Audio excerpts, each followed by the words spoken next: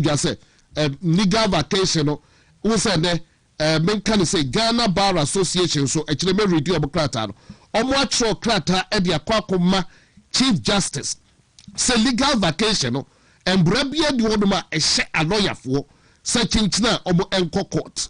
I'll get the letter and post it on TV. Now me reading it out. It's in the Ghana Bar Association led by a young lawyer Efia Gati or no di anymore. Actual krata di akwa Chief Justice no say legal vacation omo hye lawyers so omo bra court no omo ensha dantiase because lawyers no so schedule omo de mabia ebi omo so kwa koye omo ba ko bienu bibi tukwan ene ho kroniba enti so show so omo bra court no de mrabia di hodoma a hye lawyer for say chinchina omo bra court. I think say ya no omo feel say omo senior lawyers be to me kono omo junior lawyers na ebi omo represent enti say ene Ghana Bar Association so state your position. Now no na me hu say Attorney General Justice Stamps I as there be enimu baby no so nyamra enyamra baby a na omo aheda na omo pese omo delay cases ni bi enti na omo eye sa niyema. And then lawyer ewa ha will take it one after the other na yewra sa ensewum. Now quickly back kwa me dey kan maka say dem may pay more time near to be cover more. I me hu say Kwaku ageni Boaten so atena se. Na ene Attorney General Dr. Dominic Ayine a file application say Chairman Bernard Nchubuesiako Chairman Wuntumi when him say lawyer attachia obo wie nkrata sem nyina ya me eya aduma 19th eno mu befre Wuntumi case na omo a pre-bail pending appeal ediama Chairman Wuntumi say ode fiase no omo pre-bail amano na chire omo akwa appeal na omo ahwe the appeal no so besie na no na ene Attorney General edremika gidi akọ file application si bail na anokwan se bail no de obesi anokwan na emra bia di hodoma anase oni or say there is no reasonable chance of success and therefore does not provide sufficient grounds for his release from custody. Be the mentemrofo ebi a lawyer kenkan lawyer the bechire be sa abrofu na Attorney General abrofu de bentiase be nya lawyer ni and sabro ka me bentiase o as the Chief Justice can to say hey Chief Justice o kambrofo so brofu and then nkomo ho me di madientia Attorney General se obe oppose bail of Chairman Bernard Nchubuesiako. Wuntumi why bodai Wuntumi Attorney General why wodai no was say bika amanoni US for atumi ehu corruption bribe yadiama moti haba ehu boso na mosie se endo matina amidu krata de nemu odekeke matina amidu krata odekoma eye Attorney General se ba yanyankwasiafo mo na mosie se mo na mo feed US for FBI for mo investigation na afedie mo no mo my details of the air cost mo eje bribe na we see any information je ko bisa US for. Do you think we and our wives are small boys? Obi brofo. But to me at now US for conclude omo eje bribe Mahama administration NDC for eje bribe in the name of doom so mo said the doom kania no fe ngudum no fe na mo jisika fase mafa yen kwasiafo mo my details of mo eje bribe no so a we si je ko bisa US for so mo be details yi frame ha man kan kire Ghana for sankofo bi age bribe e wo Mahama ban and then ye bisa mo we say we are collaborating with the US and it's in the pipeline for enkomo NAP wo ho. Enti men sabreno wa sabreno kakrada da but it's all in the name of information sending obetini ema ase lawyer Evans Osebunsu ewa ha Kwaku ageni Boaten ewa ha enti memma mpelifo akwaba na yenko yenim no memma akwaba Kwaku so memma akwaba ejoso man keke na poma nyamia dom no be hu ye o shete de f bisuyesu ya otono wahene bisuyesu ya wa ma ye ni eja bi ahye but keke yes sir ya tenase na machia na akwabo akunti na wasa mechia mkuru muhinansa na asensokofo abibio adwuma kase kase hene one ne hema na afratala na mikro mu ne memamfo ne afija kwa abre ade hie nyina na keke masacha menu amanom so mo nua mapa o medam ba ma ba ko pe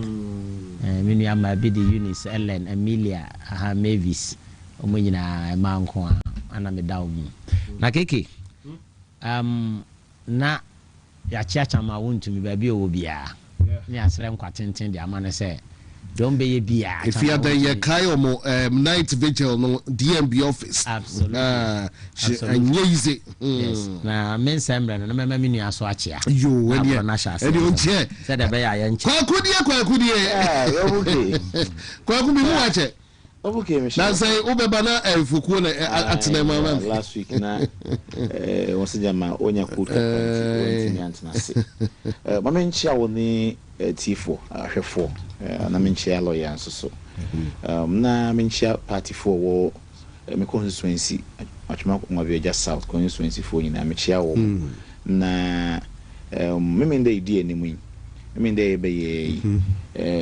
menua baako ne wonya yi bi ade ato ani o maame efrim kyena na ansa mem me sabre ya wo hweme na ansa wo atwema mem na o maame efrim Victoria kutoba na maame efrim a memenda we se ya na ye penechi crab nje besere party fo nyina se duru ho no mayen kota na ansa echi amenchia executives nyina nso na otwi we se nso de nim ne ekoto aba memenda ye enti ye besere party fo nyina se duru ho no mama ne kwasomdwe boko na yenhwe mo betima we bo apa yi no party no wo region ni mo especially the chairmanship no the chairman odin ho Kwaku apia chairman kuka asanteman kuka na fe so obi a lawyer bonsu chiritwie lawyer Kingsley bonsu lawyer ono so yes anope kwa me no di nkomo no so de nani kire bo so me frɛ ho so I think say no the campaign no ekoyi pa nti yebesere se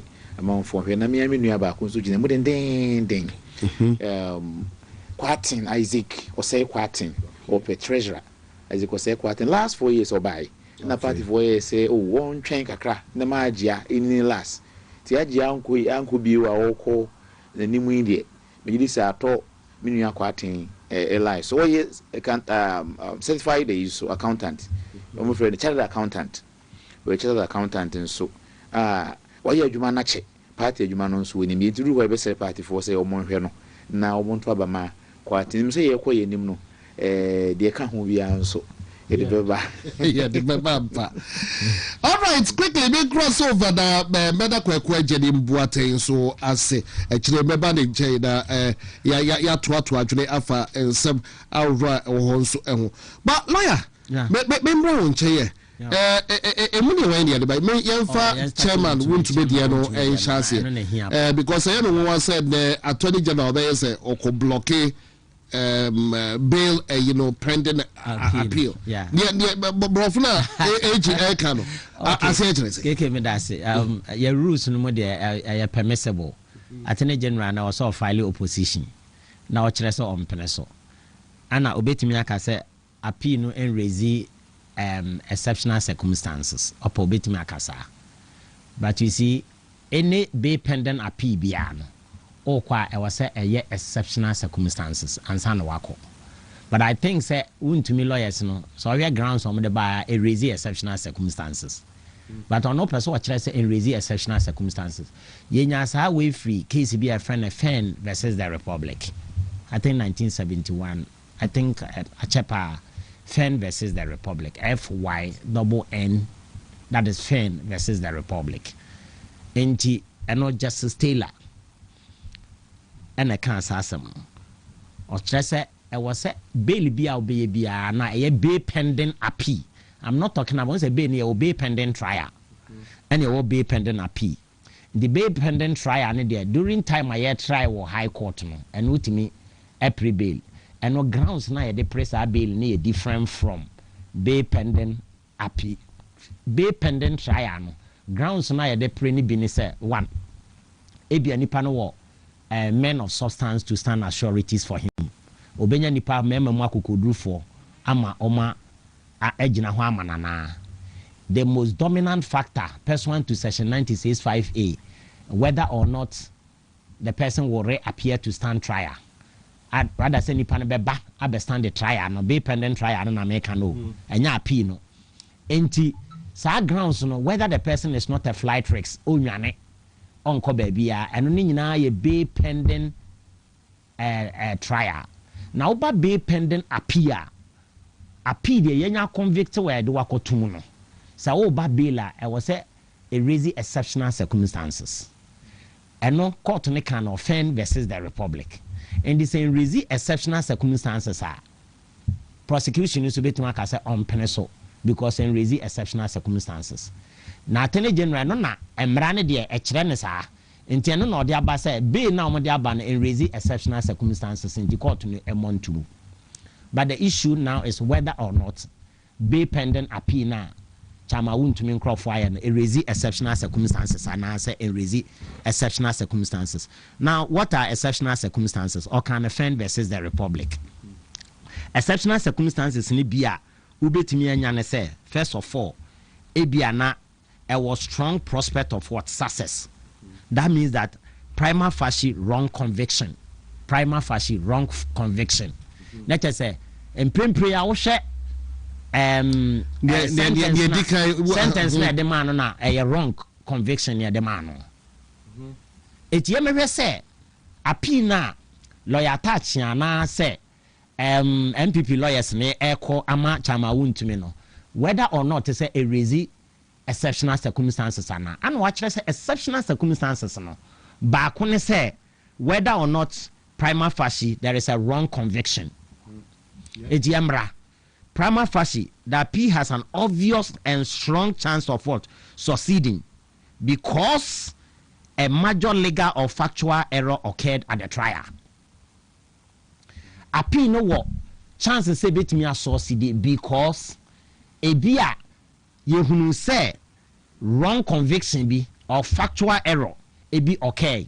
One of them ana lawyer attach and raise say judge no already Minerals and Mining Act no baby are no person they convicted wuntumi nko an okenkan but we read the entire Minerals and Mining Act no holistically ubohunu say chama wuntumi onyam from so bia e bi no raise regulation as a section 42 e dey corner 43 hono dey corner say there be na chama wuntumi ne kora no all right say utimi assign de ma obi e dey adwuma all right say utimi ma obi esom obi kora say majelisa komasa aseso ko ye adwuma e ho no judge na hwe ho no right ne so ye de ma no say utimi ma obi ko ni nyina wa hwe na emu mo hwe de obi anu asem a waka eso ne ma chama wuntumi e ka so nkonko dua kube na ono duru ono ameni skanti ono ko ye adwuma no galamsey na ode kokko edua ode bi e support kube ni dua nti wa convict no.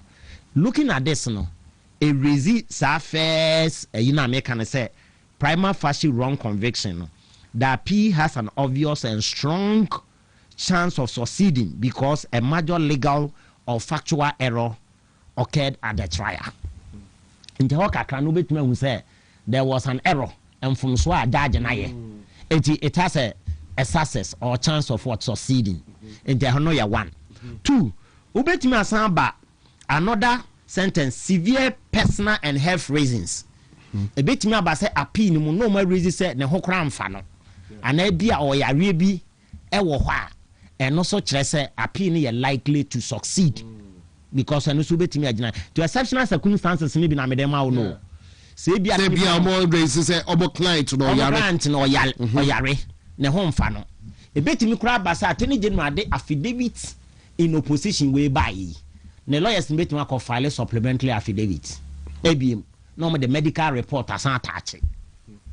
On say, Omunudi can file an ABM pa me they count second ground na me they ma no be. ABM Ebiso an encounter crana. Oko file said there is no exceptional circumstances no ne lawyers betuma file supplementary affidavit no on betumi the medical report of Tamawu to me kura ka ho say odam ni nyina no oye yare for anase ne ho dodo and say you go keep at the how kese be no that one also raises what exceptional circumstances. Now yensanko another one irreparable personal harm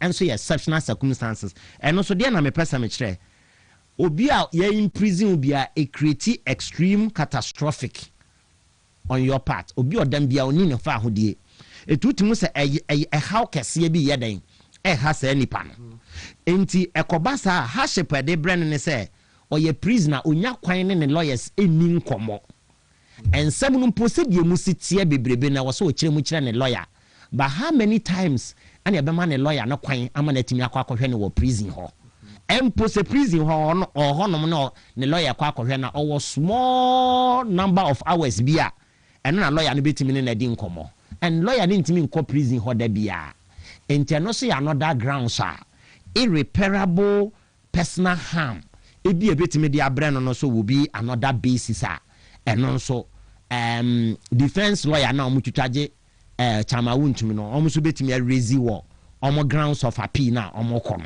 eno se ya one apart from laws na omo de kono these are other grounds betimi raise asande akọ another thing enso obi betimi asande akọ after health no ebia no asan hwe say prison term no kra ye de ama no the more na ye agene notice of appeal ni we na de tu mu no ye tu sheda no our chances say obetimi adi nkunim but continuous prison na omode ne tu mu te say ye de ne to behind bars na oguso dem no ebedru ho no na nse okoko weni na affect the personal life say ye di kan jeopardize no e wo namu na odem no therefore e wo say otimi epie because appeal na nkra omode atum no ye de a share date ne kwa akiri ne basa so e hana ne life e basa so eno ye exceptional circumstances. Okay. What you say? Enti enkechi empo senka ne lawyer for no emfa grounds we no ma mebubo di bi enka ho aba menim say me hwe wo ma pi no kra no ba ko edi kan de ewom e kra mehu say prima facie wrong conviction mehu say lawyer attach na raise sa one no that P has an obvious and strong chance of succeeding because a major legal or factual error occurred at the trial. It is a issue when mehu say wa raise wom it means say one strong exceptional circumstances ewom etuka tell me say there is no exceptional circumstances me Nkansah me a lawyer for defense na ade achi ya na ma file supplementary affidavit and one say me the health a hospital near me nyina it's a matter of so the be call government hospital na ne doctor no atena se no ma ya mon hwehwe say be yeah now the medical report nyina aka ho me say lawyer attach ya wotie me na me so oni mo de eche me enti se na tie bia so obeye ne fata enti obetimi the supplementary affidavit ekora kan na ground so kro na wo peni nyina no wasesa kan ho na ode akosa wa wontumi ne ho mfa no oyayare for sesi a wo moni akone wete bia medical records na tatuchikata mu nyina ye bi medical records omo mfa ni nyina ansan ko kan ho supplementary affidavit na omo mfa nka ho because omo pekwan bi omo de beka say and raise exceptional circumstances for that matter ye mane be lenye ye. There is no idea delay be a baby. No, there's no reasonable chance of success. Yes, that is the. Or no patches say. Or no patches say. Fly. You near maybe a say a exceptional circumstances say a manibele ye. And I'm Mr. Chester lawyer attach and the can raise back okra woman kind in uncle see. But the me who said first one be them that first day or the two on me hui. And I may press exceptional circumstances in woman. Me who say back on a prima facie wrong conviction. Okay. Or said the appeal has an obvious and strong chance of succeeding because a major legal or factual error occurred at the trial. The trial judge no or yam from swo one no where we did the entire minerals and mining act holistically or dwell on only one section per in order to get a comprehensive understanding and as a comprehensive understanding of the entire mining and mineral act you need to read the entire act no now we say entire act in the DNA that is the purpose of the act but you don't dwell on only one section now on found convicted will be what you say. All right. It's a wrong conviction prima facie wrong conviction no the appeal has a success of what a chance of what succeeding, and that matter I know your strong exceptional circumstances or strong exceptional circumstances in the aka ho e bi na maka on say health grounds and even continuous adjournment ye dey akotua dey appeal na kwahye somewhere October after legal vacation no but the ehun say Chief Justice obi appeal there yetimi adjourn e de ko. But I think say appeal Nkansah October bail pending appeal and 19th. Okay. A motion at the Sradia now they are call and now the grants and call I see a money bail into a motion for bail pending appeal. It would the motion you support the motion you can say motion at the Sradia and at the cost record supported with an affidavit. Into affidavit become where what deposit to the affidavit deponent now or yet chama wuntumi na ono woman na so obi ya appeal on his behalf obi na ya man on his behalf so yebusuani ogidi se ne nua na odam no ne ho mfa no ogidi se ne nua no ewo chances of succeeding on the basis say ne nua no judge na nkan the entire ayini nyina no ya advice no onye lawyer so beka to have been advised and very believe same to be true by my counsel me lawyer to me for say asema me kan sa na tie e kire say maame ne kwan of aso di asem na mremu no etia mra because onya lawyer nti also case have been advised and very believe same to be true so etu ogina ne nsem o kan wa affidavit ni mu nyina no ho na obehunu se ebi kura nso wasan kan help for se ne ho mfa no wa affidavit no unless wanya affidavit ni bia yeden ahwe alright ebi kura na medical grounds ni nyina aka ho enka ho kura enye too late unya file motion supported with an affidavit na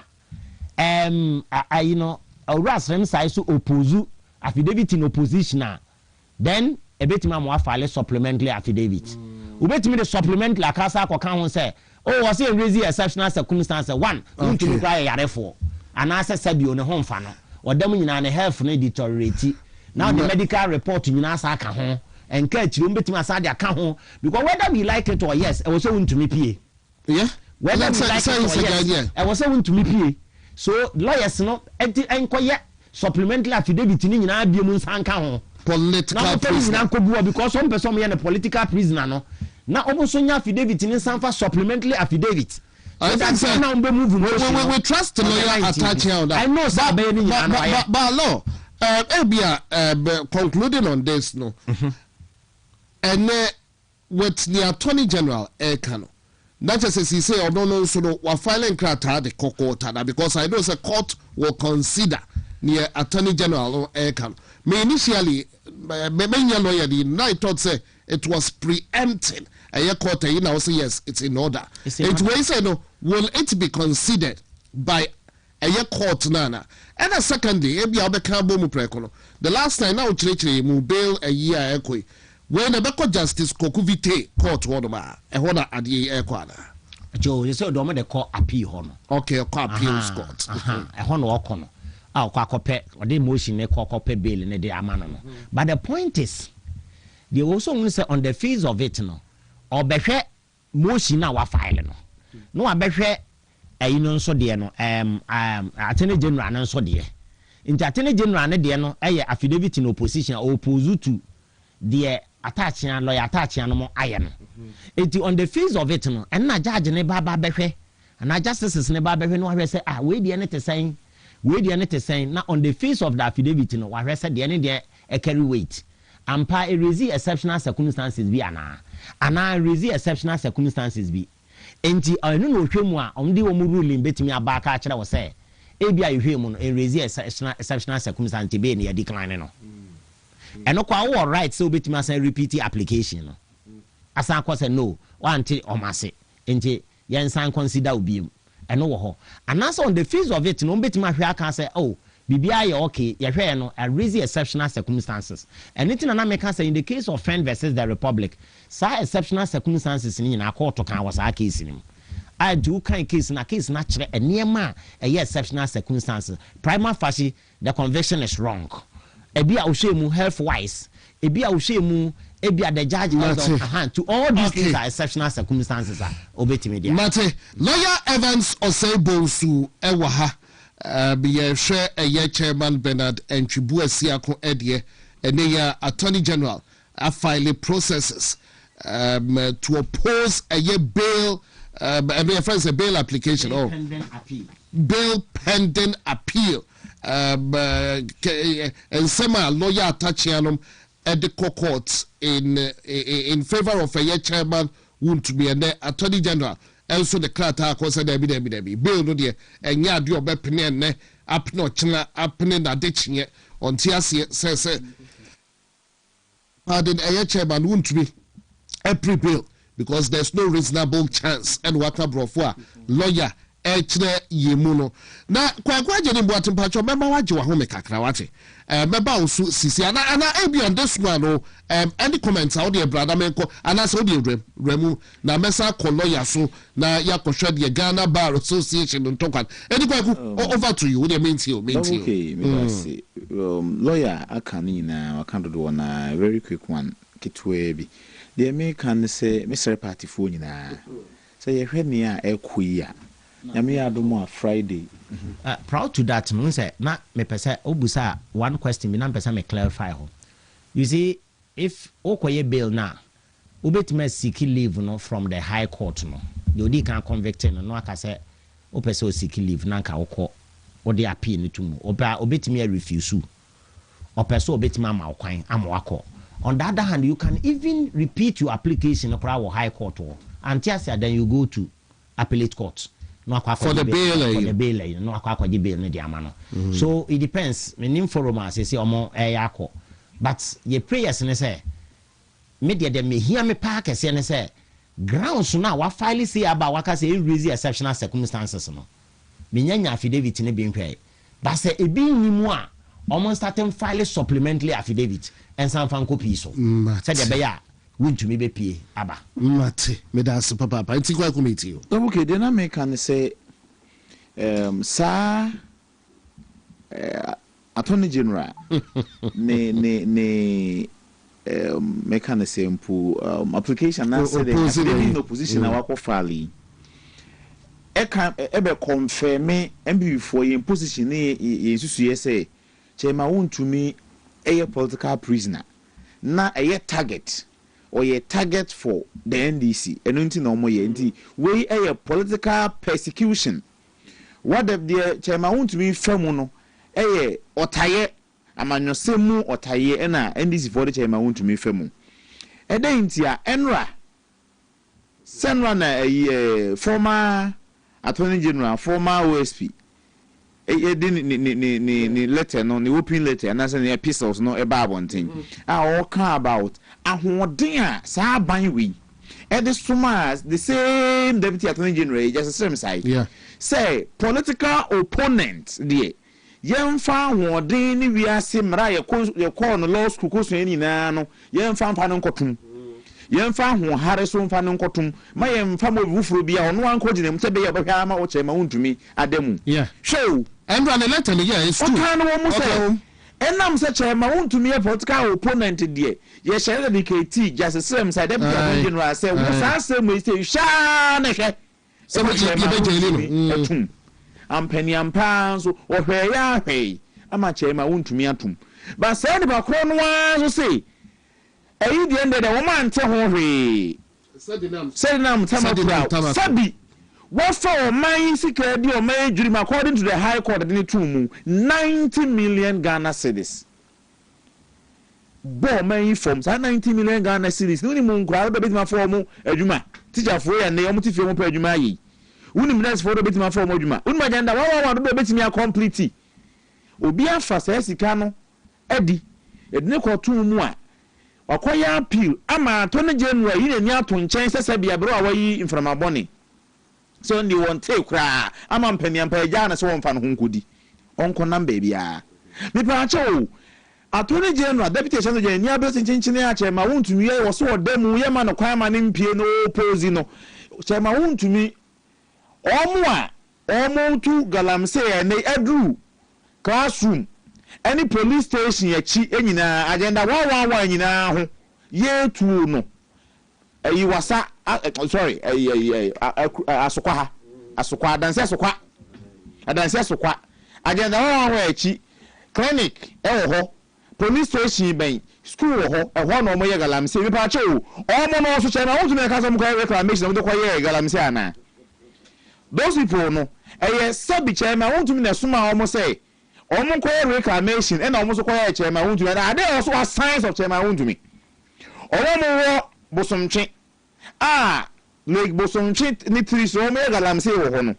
omo no so are there a signs of chairman won to me asabi se chairman won to me edemu a omo nyina beja ya na ant na nia do chenchenia chairman won to me nkoa no de e wo so kem no enti e be se party for nyina se me ekosi efiade ebe efiade ye nyina ye hia wo asokwa Millennium Plaza ha ye ba be ye vigil na ye be sleep ni a kire Ghana for ni wiase nyina menim say sa program e call the world over obi a twi wiase nyina ya tani Ghana ya crowd ya chesa da na assembly that has come to confirm they are making all the beliefs say chairman won't use of because mentia say obi a wonu wodi o man ni sika say ya bo no kwari so afọ man ni sika ama high court agia tumu ono no kwaya appeal ya amfa sa ahode na akwa opposi ahwa ama ye jana na betnefi na o sankwan na obi ono kita license o kita ne concession legitimate concession na okoye mining na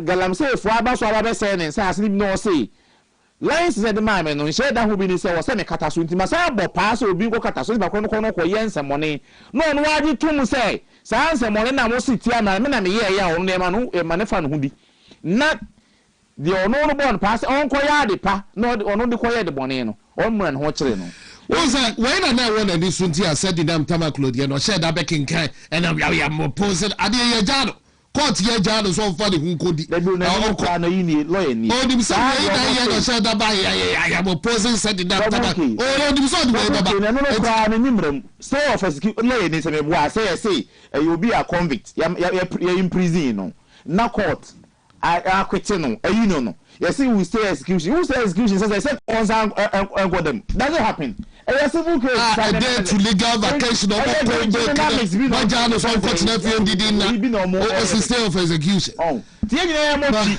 manu se ne mochi na fiara yemra sokwa ha na yemetin tasukwa ko nkyere na wiase nyina hunu se Ghana ha ye natemu adwuma no atone general na ya tentene esoafo no ode di agro or the tata political opponents.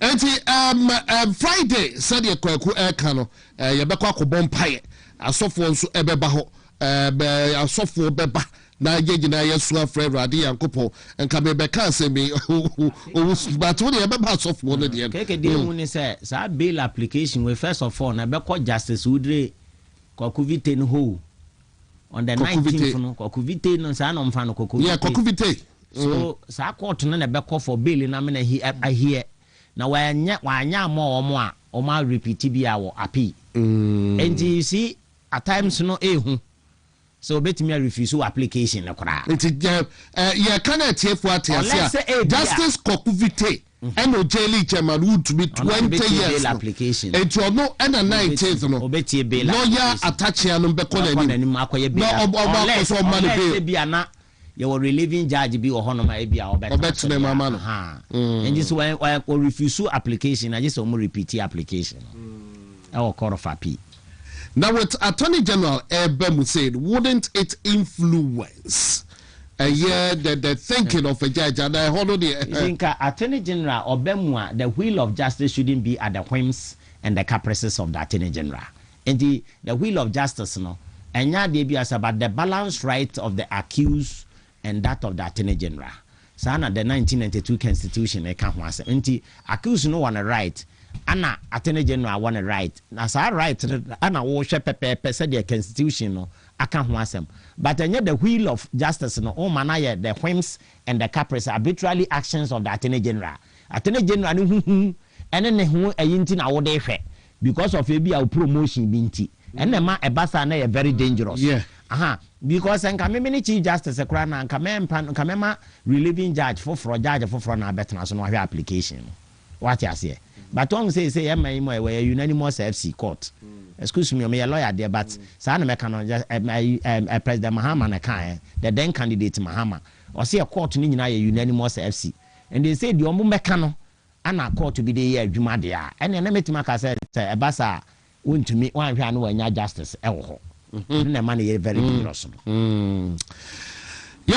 how it spans out be a quick one now whatever it is me so me dia me wogidie wo mu de ntem wogidie wo mu say the justice now no on say judgment ne baaye no kasa bebrebe na aba ho criticism bebrebe na aba ho now oye here na she oye she aye it now she has an opportunity kasa bawusa judges double ade na omo dia kata obutia kata obuaso yes obutia lawyer na be chebe yes sa we gna kata obuti no ebe kata obuaso no mo aso esi enti deda ye bia no monti e bia da unanimous FC fu o no monti bia then you say ensem ni bi on mo you say fast tracking no ensem ni bi on mo hia wo national legal vacation grab e koso no enti e den na omo de omo te sa ensem we de wo say e ma no contentem na binom de ensuru enti omo te enti na wo akwanya biu sese mfumso bi na oye ya sebe na amanfo adwen nkoye won say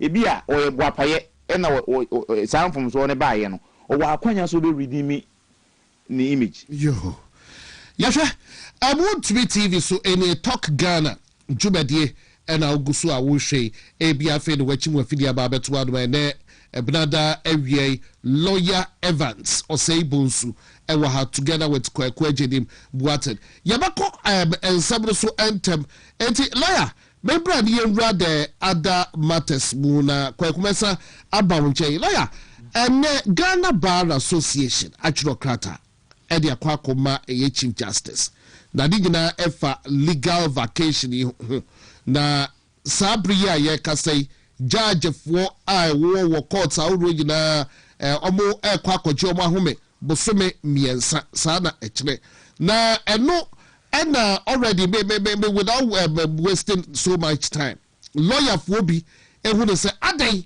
ena Chief Justice ama courts ni bi tinase na enu kwa yes MPP cases no dodo na ena courts ni bi etu obo de asiso na no mpese obo didi tetetetem na free on obo twa cases ni bi ego lawyer for bi so obo ntiase na attachia ne Godfrey Damene di kai raise so obo cases ni bi omo nkoso ne Ghana Bar Association a ye lawyer for nkambo mu kuo ba tan and omo achurokrata de akwakoma Chief Justice court no omo vacation enti cases there kokoko to me share lawyer bia say omra no be di asem e court lawyer odi wajuma ma then e go so that's it when me say there a school focus school omutimi di oma awade no sa na enso di awade enti edu ana lawyer for yakwaje ahome kakra na bre enso lawyer for no me ka omo aye ne entai nkwaje ahome no ya na adwuma no ya pese eguso bo amanfo wa akiri sa nti bo nsa high court ne de ana apex court no sa superior court no bo nsa omo ne de omo tai ekwaje ahome but bo nsa circuit court no ne district court no de no mo ye adwuma because abonefo sembesan aguso and they say bia na se omo legal vacation na ya na most often cases are ekọ court or high court no ye ebeyi bia high court no mienu pe judge for mienu bi pe no matena se from relieving judges nje benya sa relieving court na mo ma betena say oba Ashanti region na high court betena se high court 2 and 4 and this judges number no medika kwaje o ma home dada na che so mo na be hye o ko ni nyina nan enti o mo ba enyensam huhu na o mo be die but applications tese bia interlocutory applications ebia interim injunctions ya granting injunction ebia bail ebia memfa ne say wako Kyeremanteng court na ye murder case ni refuse ya ma bail na afi na ade abedan high court no o hwemu ebia nipa no bone ne kra mfa no ho but yes to district court ni si oni jurisdiction to man bail na cha say what this applications na what they call because any case pa serious na omudi nti obeye ne san to say chairman want to be the follow yes we did chairman want to be the relieving judge and e be there was a high court because maame na ebia udiri Kwaku vite no bia okọ leave like okọ you can say okọ vacation into okọ vacation you were relieving judge a obeyi o ma free ho into akra nyina bia court be miensa pe na ye adwuma into ho ba bi na application be ko into ko basa was a new judge na wotena so this ebi a maame na anko na maame ne so oba betena so na che say holiday na wo sa okoje wa home ebinom edi nyankita ho ebi de ye course kra wa abrochire obi wa ye ne PhD wa abrochire obi wo hono ma wa abusua wa abrochire wo so okohwe o obi kwasra na dofo ebi de ye yi ebi de toto fie ntoto ye ene ade eba sa so ya na e ma lawyer fo no je wa home kakra to obi edi ne bibi papa bi a hia na ahye ho say vacation no e beba na obi ani je because na say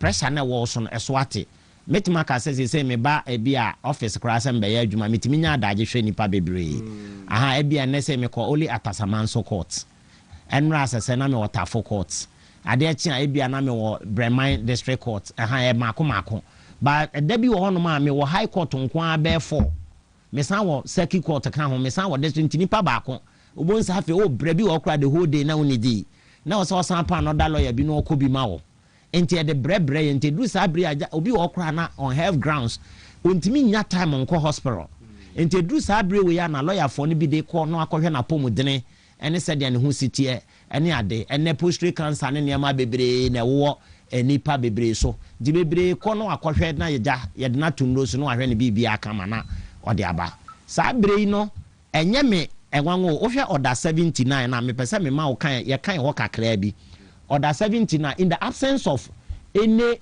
provision ebi a work criminal order 79 of CI 47 okay now we person who are there okra e wo mu say your criminal cases ni yaka ho asam but in the absence of any provision bia a work criminal case bia no say wunya provision bi wo ma you can rely on the CI 47 because a high court civil procedure rule and to bet me adopt it and it can be applied mutatis mutandis with necessary corrections and necessary amendments. So you can apply high court civil procedure rule ne ba criminal a drew baby na absence no unya bi wo mu a. And therefore say high court civil procedure rule no ubon say all can days and hours of sitting. Yen hwa de bi ba ye beba say opa bo ba bi be favor chief justice e bi susu favor no.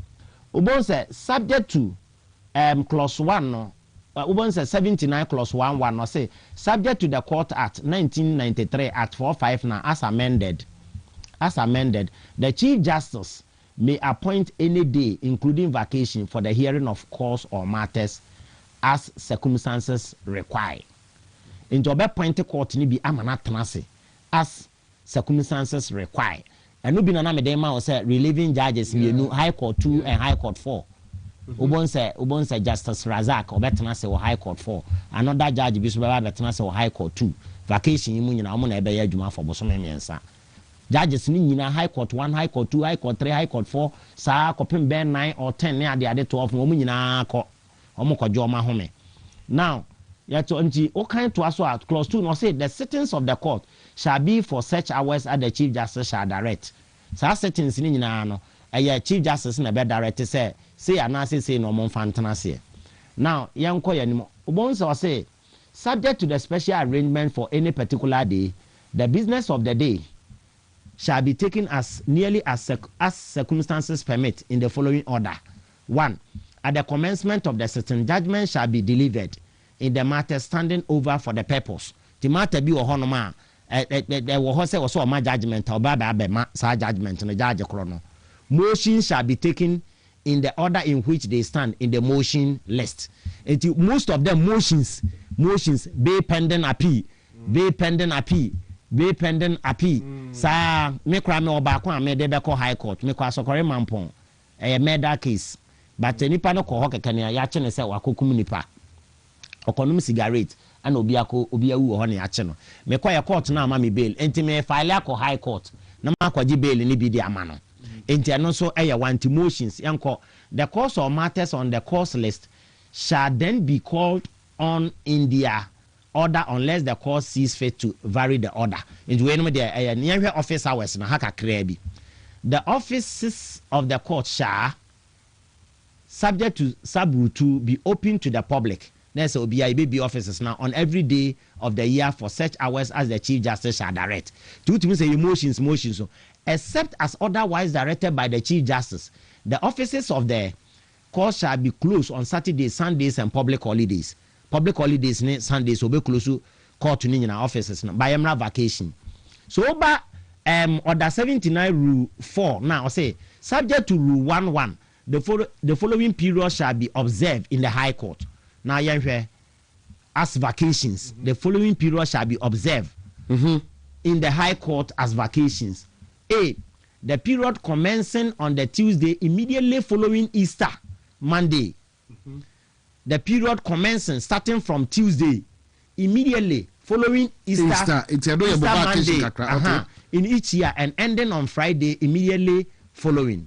Now could be any Friday Easter time no. The period commencing on 1st August, 1st August in each year and ending on 30th September in the year. And the period commencing on 23rd December in each year and ending on 6th January in the next year. So from 23rd December to 6th January in the next year. No. So this way you now say a vacation. So it's just the same side. The culture is it has no legal background. If you read Order 79, that Justice Ramsay got the law wrong because we rely on only the Criminal Procedure Act. No? But the rule says that say where there is an absence of any provision in the criminal procedure, no, you can rely on any other existing provisions, any other existing rules. You rely on any other existing rules. So it can be applied mutatis mutandis with necessary corrections and necessary amendments. So you can apply the civil procedure rule, no, the criminal procedure rule, no, because a vacation and whether it is a criminal court sitting or a civil court sitting, ubetimi the sad days in India day. Because vacation so you need vacation for criminal court and you need vacation for civil court. Vacation so Order 79 can be applied. Mutatis mutandis. In what? Your criminal procedure. Therefore, a deity now say Obiako vacation and the money is dangerous. I must say Chief Justice way. I say why very selective.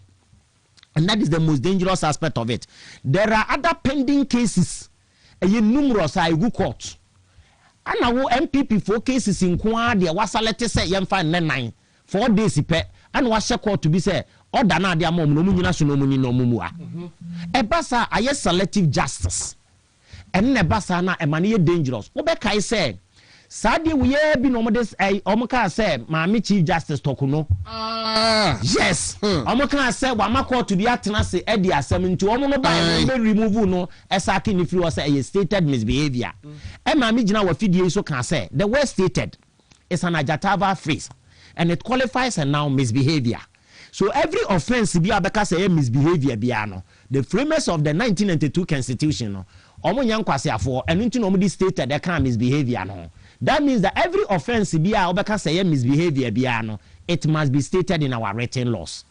And to read the Article 1911 of the 1992 Constitution, all offenses are what? All offenses must be stated and the penalty for it must be prescribed in our written laws. It means that say every offense misbehavior it was so stating what your written laws and some what media you be where the omu use subjective mind, but omu use objective mind. Omu do omu animudiemu. Ese maame wa makọ to be atena se afenyo markens. O man ordinary assembly wo man that day na holiday yetena ase. Enti ya sa no wa anya wa mfa kwampa so nti ayi wadi. Edi eti na the same Chief Justice. Ene wasaleti MPP from Kwan case no say 4 days. Eye vacation wo ntena se. Is it eno so enya misbehavior ni bia na? Eno so no enya stated misbehavior na misbehavior. At that time, the retired jurist, Justice Atuguba, and Chiremo de buy and say, every misbehavior is a misbehavior. Or to a small kind of, what is this? This is misbehavior, misconduct. If you find the dictionary meaning is misconduct, that retired jurist didn't get the provision very well. One tears ye. Because I'm running in any question notwithstanding, say, no, yeah, judge. And when you be one catch, say, a misconduct, you are giving a literal meaning. That will lead to absurdity, unreasonableness, and there is no sense in that. Because the national constitution, all man meaning, you need to give it what liberal, purposive meaning that will meet the aspirations and the dreams of the good people of Ghana. But you don't give a literal meaning, legalistic meaning, that will lead to absurdity. because oh yes sir, you will not be fair to someone. And that day, what did the same thing? I selective justice after nipa kakra bi ese vacation on Nkansah. And when you see MPP for one case now selected. Na chief justice who you say no anhwe ya. Chief justice say no. And then the castle but ochre say we yes abobo have clients no. Client no aba be fa wo lawyer na ya wo so ko vacation. Chief justice Nkansah woboa or pray no ntama pia wo mu am yakojeli wo mo. That is the purpose. In fact, the statement made by the chief justice who said it is actuated by malice, bad faith. Actuated by malice, bad faith. Because any bad faith, I didn't think a chief justice on top of the wheel of justice and grinding. The prosecution. If you read, there are several authorities who read there. If you read the Juani versus the Republic, if you read Okoye versus the Republic, the court can say, you see, the wheel of justice, it shouldn't be at the whims and the caprices of the Attorney General, but the wheel of justice must be balanced. And that is, it talks about the balance right of both the prosecution and the Attorney General. So the point I'm making is that the Chief Justice, the Uye Biano, Nkansah December, may call retirement inti, may pray me who say, His Excellency John Dramani Mahama, the Obeka Bia say, being found for 4 days in your matters, my salary MPP for one case. One year, Obeka retirement, and so a baby beba, oh, I kept you out, man, Sanka. What you say? A baby beba, oh, man, Sanka, I kept you. But let's the game I didn't see in Ghana for a date in our presence. I could mensa at forcing ya menu ya titi said your kind no case or the na ya titi for the on for monko nenso a idea MPP for Nkwade or Salatom na ya titi na or kind any case one the date on on fanko. When the Chief Justice does this, it is a bad faith actuated by malice, and it doesn't help the development of this country. What you say? And the person make a Chief Justice said on the money he should be fair and firm. Sanya diamao. And yes, but wait a Kwaku nche. But main for the case of Kwabena Edubua Hedi on the Urene said a court nene. Na judge cases na cases no Justice Achibonga. And they vacation you know not hot cases do them Justice Francis Achibonga or no cases do but the case of Edubua Hedi no aba or send the lawyers stay be on vacation and then almost shadow say change na on for the lawyer no run now say on file lawyer for friends they will go ahead with the case. See, what does it mean? That is the most dangerous aspect. If you read our legal jurisprudence, the theory of law, I govern the criminal procedure now. You realize that even in the case of Republic versus Bafoboni and 4 others, the case of Republic versus Bafoboni and 4 others, court can say every lawyer is part of the criminal part of a criminal case be a court to be. It means that say you can't criminal sir, you do court now you're criminal lawyer, or you're part of it. What I say, so far as I would defend the criminal, you are part of a criminal case, But unlike civil procedure now. Your Civil Procedure Act, no, I can say, oh, your lawyer, we are separate from accused person, defendant and not plaintiff now, or your case, no. But when it comes to criminal case, lawyer, no, you're part of the defense, no, you're part of the criminal, court, no. It means that, say, anybody well represented, I won't mean can't say, lawyer, cocofa lawyer for fraud. I'm a democratic right. You understand that? And that statement alone infringes upon the right of an individual. Yes. Read the preamble of the 1992 Constitution. Every 1992 Constitution, our preamble. It talks about fairness. It talks about the protection of fundamental human rights. We need the solemn declaration of President Soma. Or yes, I will protect the fundamental human right. I have the right to select any lawyer I may pay. Yeah, lawyer for baby. Obeba my office. Ubon se nipa omobano. Ya the oba na no bribu ahi ho. Ya the oba lawyer se bonsu ho. Ya the oba lawyer John Ebuga ho. Ya the oba lawyer Che ho. Obi a lawyer Chumesi. Obi a lawyer okon ho. Saa na woko sunyan a obenya bi. Obi kura wo sunyan o se me lawyer se bonsu na mepe no. Obi so wo ho no mo se ofin kran boss na bribu ahi na mewe no. What you say? Our rights or selecting a lawyer or pet. Change now, or for the lawyer as a lawyer for because of the case there. It is not right. All the statements they are making are tweeted by malice, bad faith. Lawyer, I don't know why NDC are byway always getting themselves into controversies. Oh, I standing there, you free TNT who did it. NDC kwa ba betena ko ya no so a NSMP na me ma fa me lawyer be penwo a bidim so do no betumi execute case we amame so wa be gina ma na sa kopel lawyer foforo no na say interest be ti ase at what I'm seeing the designated judge for the criminal divisions is Udri Kwaku Vite. Achimbonga is not a vacation judge for criminal cases. That means that Udri Kwaku Vite is going to sit during this legal vacation. Mami no Justice Kwaku Vite ono na etena se a holiday. Yeah, but Achibonga the Edubu Ahedie no ne Mustafa Ahmed die no die. Na Achibonga. So even editing na no kra wan ko vacation na yesterday. Achibonga vacation. Yes, because me no say watena se ya before ansana. Ana Udri Kwaku Vite so atena se.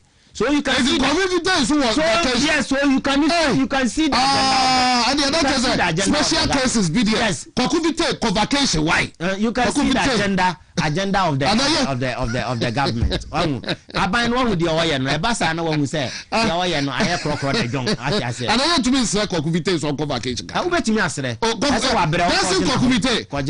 20 years. O de abacha ba would to be wabo adwuma. Kwaku wa home. Why? The obeya the way kwaji wa home kakra Justice Kwaku Vite be the ya titio se vacation ye bia na o tena. Now the question is how they na high court judges. High court na dey woni nyina o ma agya na ye nyina ye case the court vacation. About adeti na say judges ne mo enko holiday dia. Ade na mimi case a e wo high court mo ba ko wo high court 2. Me will be a high court 4, me will be a high court 6, me will be a high court 7. I don't know me in a cases. I saw the young cases. I don't know me in the court after October. What are young people cases? Almost the special PP cases. And I'm the above say and transfer day. But yeah, dear ma, oh Shana, oh yeah, dear me who that was a day. GBF wakasabat. Kwaku Brahma, Sobeka, Webio Sobeka, Kwabladon Ko, Sobeka Ko, over to you. Kwaku Echedim what?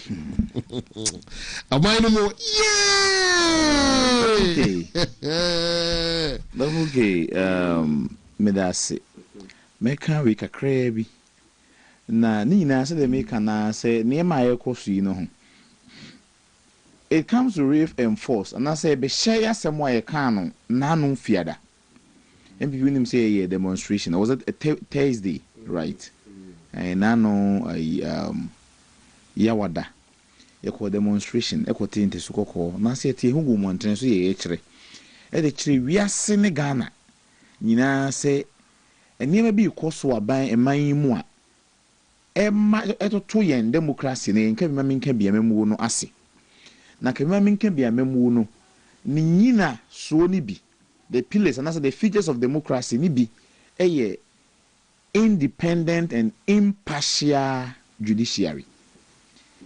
Atemwo adwuma e de ne ho na eno bi ntan bi e de ne ho enye obi ne control no na bi e won so eno bi ntan obi enu nti justice yes justice lady justice sisa oye blind you say oni ani na ne afra entu be yeni mo onim se we ye kodwo we ye ya onim se we shatade fufu ona se we shatade tuntum saa na wo se atentene ne ene atemu adwa no di na no fiare chairmanfo adwin si say ene ya atentene ne adwuma na wo ana sa atemu adwuma na wo Ghana no se bi na ni abue han ena oyiyi mu sa wo sha atade kokko fufuo ani blue dia wo no wasem se na esidi wasem nko ena se wo so dey different se na esidi no nko eno na friend selective justice chesa atemu adwuma na yiyim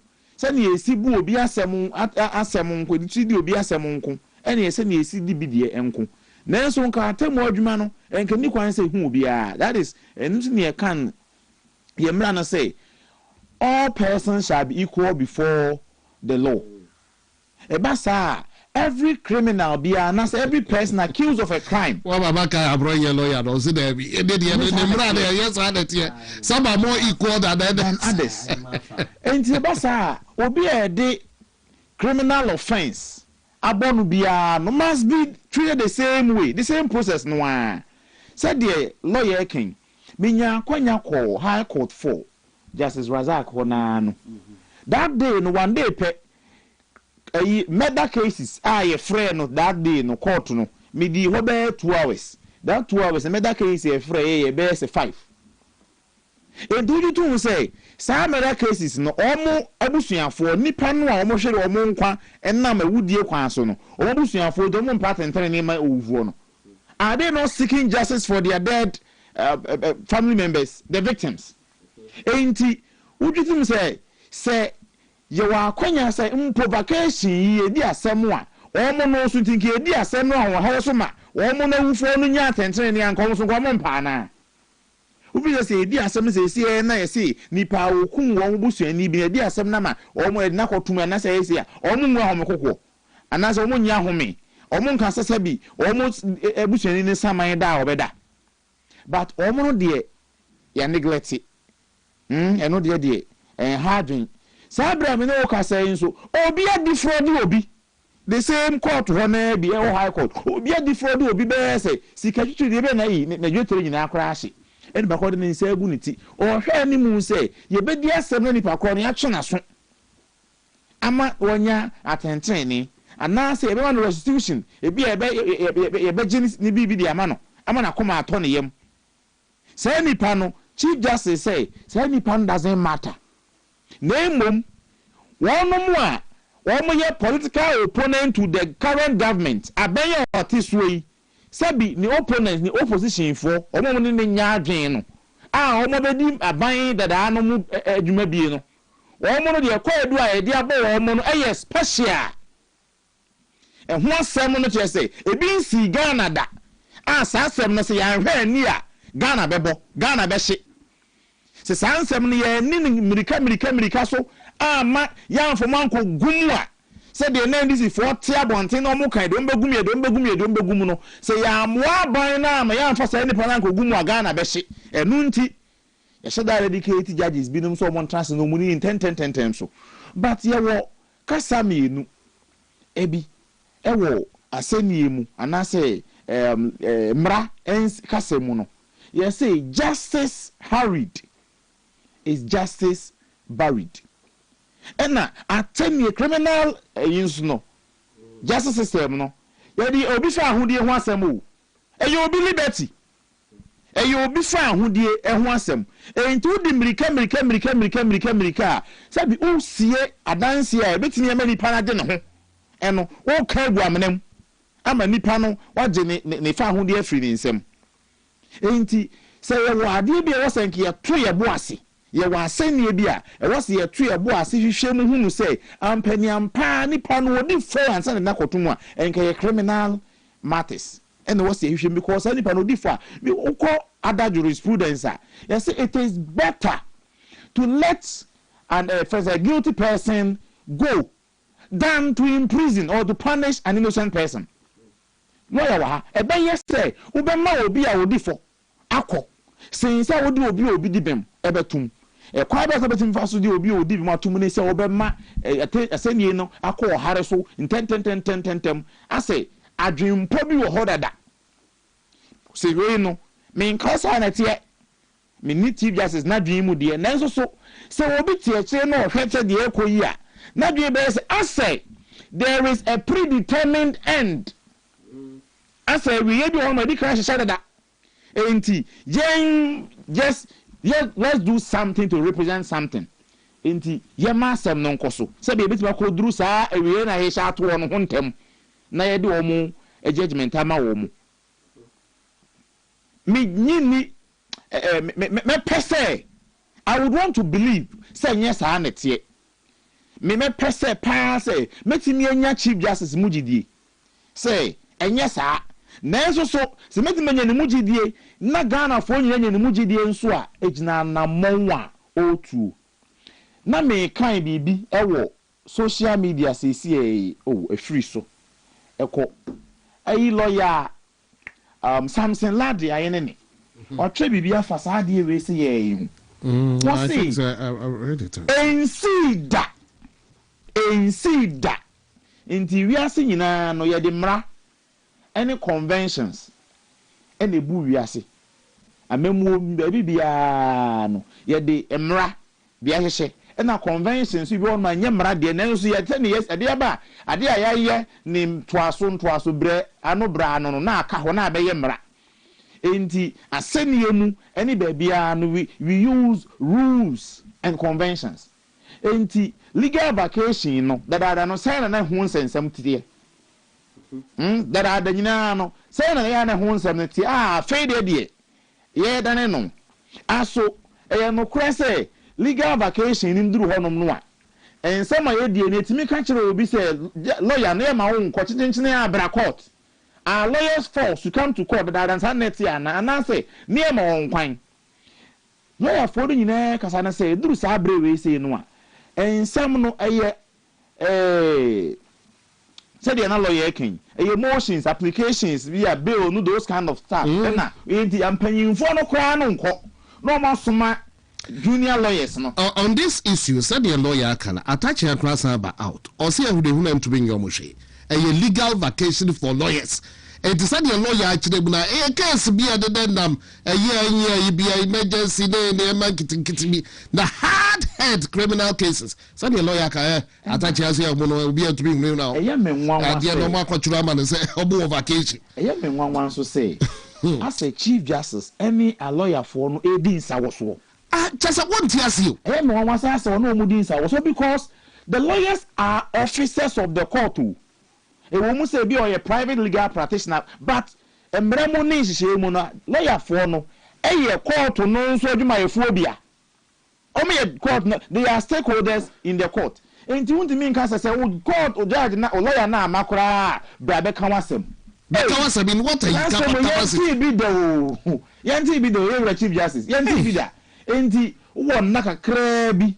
Na sabe kasa Council of State dia no akoya no say obianko so anom de obiasha David Council of State obianko ho e da ho twen Chief Justice so be call retirement or pension December oh okay ya de Nkansah Council of State akoya no so da ho and Chief Justice so e be call December oh de kawase. This is about the third time I'm making this appeal.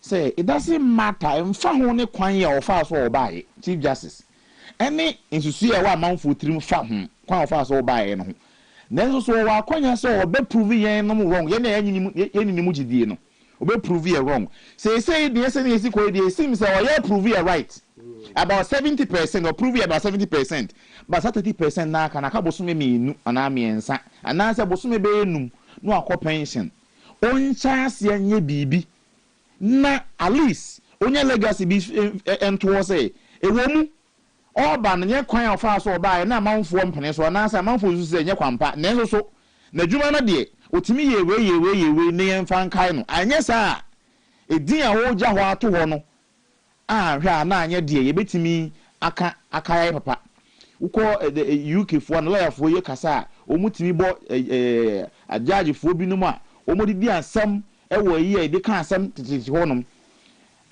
ewo ho ene Ghana ha jurisdiction is judge for bebrebe didi nsem ni bebrebe ko retirement but yetimi ka omo judgment say na sound omo ja legacy ato honom me pese nke Chief Justice emfa we nye test case na ne nsa no at least onwum bizenya ono nkwa na edi asem no ba benim sa wa asem ka ebi abaya no Kwaku anamba ba lawyer nche but oni Kwaku be hu say and some trendy power social when I was chance here na me buafu pa me mean to be Nkansah be buafu but I was so peeved and I been who I been financial also ben pa what an same bia wakeka also for usu bempa na ebrem emma me ho kwan na me hu so bi amanfo trendy then sebo ka say obi ko exercise the constitutional rights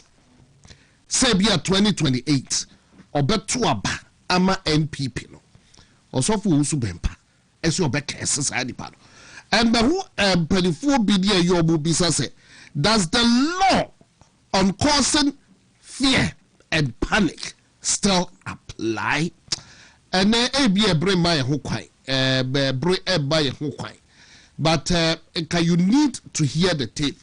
But main to me mbo tape no for the sake of time nature medics consult but I know say brepemono baka say will deal with sa in some way obi nya Ghana ni enche obi na mra edi obi so asese mra so edi obi am say ebi bese demonstration MPP for call no da jabana the yaba shino dia we don't know, we can't tell.